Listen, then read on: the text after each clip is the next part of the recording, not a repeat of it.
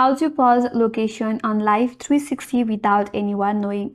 Hi everyone, this is Kate and welcome back to another video. And on today's video, we will learn how we can pause location on Life360 without anyone knowing. So without further delay, let's get started with this video. So in order to pause your location on Life360 application, you can use the low power mode on your device or the battery saver on Android device. So once you turn on your battery saver, Life360 may stop updating your location frequently because the application deprioritizes background updates when the data saver is on. So it will be good for the short breaks. In order to turn on your battery saver, head over to the settings in your device.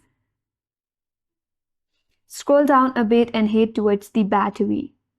Again, scroll down a bit and there you have an option as power saving mode. Tap on it and you will see this toggle that says use battery saver. Make sure to turn on the battery saver, and that's how you can pause location on Life360 without anyone knowing. And that's all for today's video. Hope this video was helpful, and if you're new to our channel, consider subscribing. Thanks for watching and stay tuned for more videos.